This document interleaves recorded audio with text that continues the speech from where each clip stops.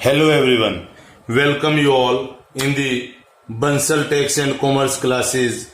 The topic of today's class is Provisions and Reserves. तो दोस्तों हमने लास्ट वीडियो के अंदर प्रोविजन एंड रिजर्व्स के बेसिक्स के बारे में समझा और इस बात को बहुत डिटेल में स्टडी किया कि प्रोविजंस और रिजर्व्स में क्या डिफरेंस है, किसी को बनाना जरूरी है या नहीं। लीगैलिटी के बारे में क्लियर करने के बाद हमने उसके क्रिएशन से रिलेटेड सारी बातों को डिस्कस किया। तो आज हम रिजर्व्स के टॉपिक को आगे बढ़ाते हुए और फर्दर रिजर्व्स की क्लासिफिकेशन को स्टडी करेंगे। रिजर्व्स के अंदर सबसे पहले ब्रॉडर वे में जब मैं क्लासिफाई करने की बात करता हूं तो यहां पर रेवेन्यू रिजर्व्स की बात आती है। रेवेन्यू रिजर्व्स और उसके बाद बात करते हैं हम कैपिटल रिजर्व की। ये दो बहुत ही इंपॉर्टेंट क्लासिफिकेशन है जब हम रिजर्व्स के केस में बात कर रहे होते हैं। तो देखते हैं रेवेन्यू रिजर्व और कैपिटल रिजर्व में किस तरीके से हम डिस्टिंक्शन कर सकते हैं।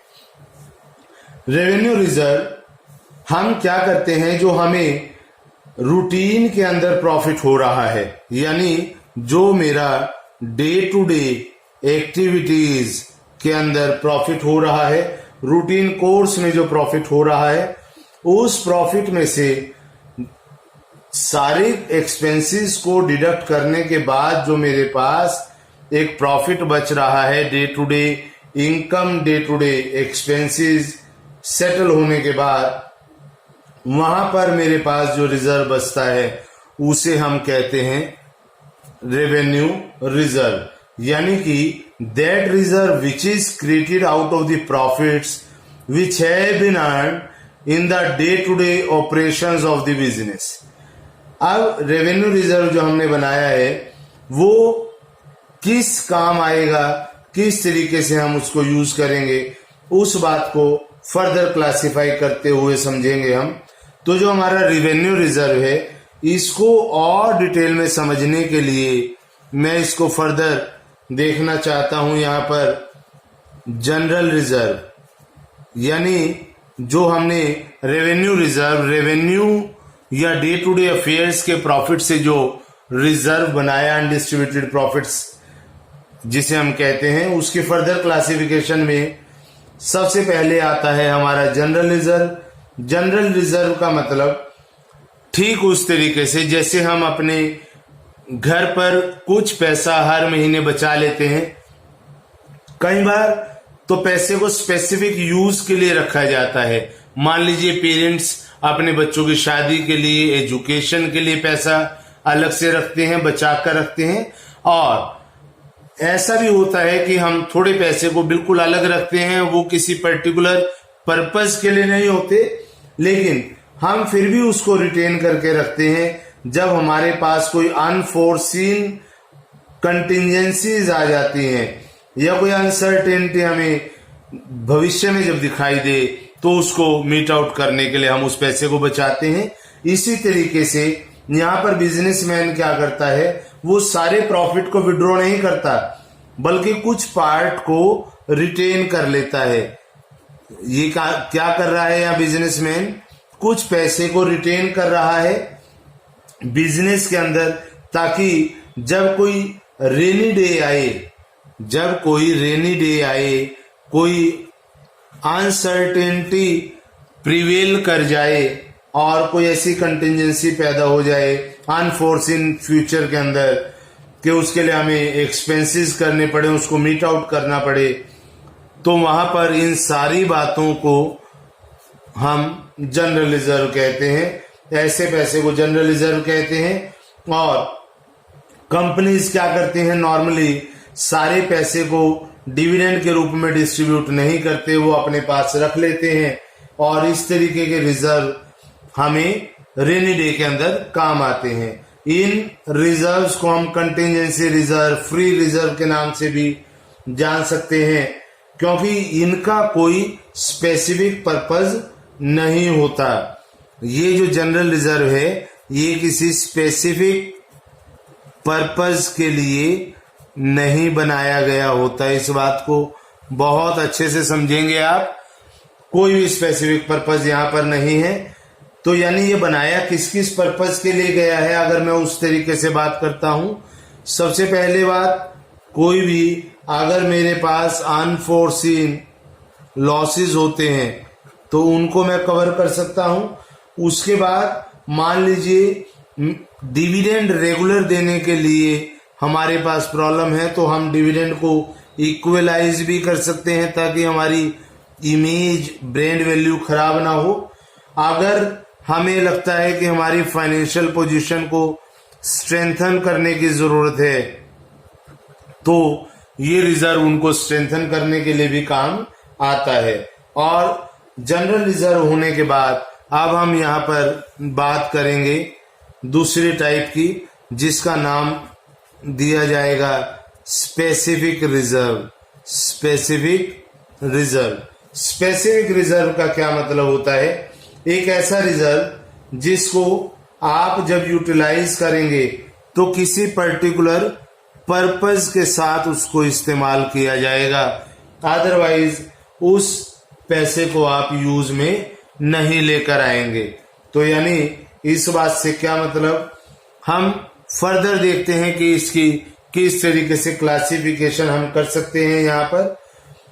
उसके बाद हमारे पास स्पेसिफिक के अंदर एक रिजर्व का बहुत कॉमनली जिक्र होता है, dividend equalisation reserve. Dividend equalisation reserve मैंने अभी आपको बताया कि कंपनीज जब अपना एक फिक्स रेट डिविडेंड का बनाना चाहती हैं कि फ्यूचर में हमारे पास प्रॉफिट सफिशिएंट हो या ना हो, लेकिन हम डिविडेंड का रेट नॉर्मली एक जैसा रखेंगे, तो उस इनसफिशिएंसी को मीट आउट करने के लिए ये रिजर्व बनाया जाता है, डिविडेंड इक्वलाइजेशन रिजर्व, और हम अपनी इमेज को बरकरार रख पाते हैं। उसके बाद हमारे पास आता है reserve for replacement, reserve for replacement of an asset. यानी जैसा आपने कल एक वीडियो के अंदर देखा था, जब प्रोविजन एंड रिजर्व्स की फर्स्ट वीडियो हमने अपने चैनल के ऊपर लॉन्च की थी, कि हमारे पास जब एक एसेट के ऊपर हम डेप्रिसिएशन लगाते हैं, वो डेप्रिसिएशन हमारा नॉन कैश एक्सपेंस होता है। ये ऐसा खर्चा है जो बिजनेस से बाहर तो गया ही नहीं है, ये पैसा बिजनेस के पास ही है। तो बिजनेस में हम यहाँ क्या करना चाह रहे हैं, हमें मालूम है कि फ्यूचर में हमें एसेट को रिप्लेस करना होगा, तो हम क्या कर रहे हैं यहाँ पर, उस केस में हम एसेट को रिप्लेस करने के लिए पैसा अरेंज कर रहे हैं। इस बात का किस तरीके से एग्जाम्पल देखा जा सकता है, मान लीजिए हमने कोई एसेट परचेज किया और उस एसेट की लाइफ सपोज 5 इयर्स एज्यूम कर रहा हूं मैं।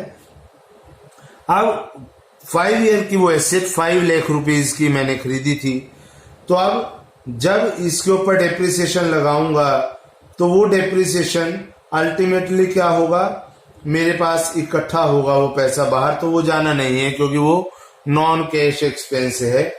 लेकिन अब प्रॉब्लम क्या आएगी हमारे पास कि जब 5 साल के बाद ये एसेट रिप्लेस करना होगा, मान लीजिए इसकी उस वक्त कीमत 15 लाख रुपए हो जाए, 5 साल के बाद हमें ये मानना होगा कि इस एसेट को जब रिप्लेस करना है तो उसकी कीमत 5 लाख रुपया नहीं रहने वाली, तो उसकी कीमत में चेंज आएगा। तो जो ये 10 लाख रुपीज का जो डिफरेंस मुझे दिखाई दे रहा है, 10 लाख रुपीज का जो इनकी वैल्यू में डिफरेंस मुझे दिखाई दे रहा है, ये भी अमाउंट मुझे चाहिए ताकि मैं अपने एसेट को रिप्लेस कर सकूं। और जब इसको रिप्लेस करने के लिए रिजर्व बनाया जाएगा, उसे हम कहेंगे reserve for replacement of an asset. उसके बाद स्पेसिफिक रिजर्व को ही और आगे डिटेल में समझते हैं। उसके बाद ये यहां बताता है investment fluctuation fund. Investment fluctuation fund किस लिए बनाया जाता है? हमारी इन्वेस्टमेंट्स की वैल्यू में डिक्लाइन ना आ जाए, क्योंकि मार्केट वॉलेटाइल नेचर की होती है। मार्केट के अंदर चेंजेस ग्रेजुअली आते रहते हैं, कई बार ग्रेजुअल चेंज आता है, कई बार बहुत स्पीड से चेंज आता है। तो उस केस में इन्वेस्टमेंट्स की वैल्यू कम ना हो जाए, इस डर को खत्म करने के लिए, इस पॉसिबिलिटी को रूल आउट करने के लिए हम एक फंड बनाते हैं जिसको इन्वेस्टमेंट फ्लक्चुएशन फंड कहा जाता है। उसके बाद एक फंड आता है workman compensation fund. Workman compensation fund, इस फंड का क्या मतलब है? देखिए, ये एक बहुत इंपॉर्टेंट फंड है किसी भी बिजनेस के लिए, क्योंकि जहां पर वर्कर्स काम करते हैं वहां पर कैजुअलिटी होने की या फिर कोई ऐसा अननोन या अनएक्सपेक्टेड इवेंट होने की चांसेस रहते हैं, जिसे हम इंसिडेंट या एक्सीडेंट भी कह सकते हैं अलग अलग सिचुएशंस में। और जब किसी वर्कर के साथ कोई कैजुअलिटी हो जाए, उसको मीट आउट करने के लिए वर्कमैन कंपनसेशन फंड ही हमारा काम में आता है। उसके बाद आगे बढ़ाते हैं इसको, और हमारे पास एक और इसी तरीके का स्पेसिफिक रिजर्व होता है जिसको हम कहते हैं DRR। DRR का मतलब डिबेंचर्स रिडम्पशन रिजर्व। मतलब इस बात को हम कैसे समझेंगे कि एक ऐसा फंड जिसको प्रॉफिट से बनाया जा रहा है, जब डिवेंचर्स की रीपेमेंट करनी होगी, रीपेमेंट करना होगा, उस केस में हम ये DRR एक रिजर्व बनाते हैं, डिवेंचर रिडम्पशन रिजर्व। मान लीजिए 10 साल के बाद डिवेंचर्स को की पेमेंट वापस करनी है, डिवेंचर होल्डर्स को रीपे करना है, तो तब हमारे पास लिक्विडिटी की प्रॉब्लम ना एकदम अराइज हो जाए, तब हम इस रिजर्व को बनाते हैं। और उसके बाद मेरे पास ये दो टाइप खत्म होने के बाद जनरल रिजर्व और स्पेसिफिक रिजर्व, अब हम बात करते हैं बहुत इंपॉर्टेंट रिजर्व्स की, जिसके अंदर सबसे पहले मैं बात करूंगा कैपिटल रिजर्व।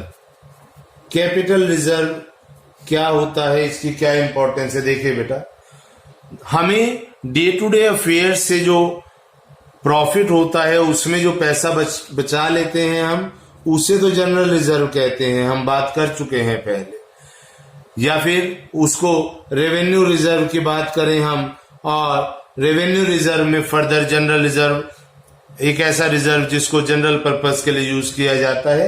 लेकिन रेवेन्यू रिजर्व के साथ एक बहुत इंपॉर्टेंट बात आती है यहां पर, वो है कैपिटल रिजर्व।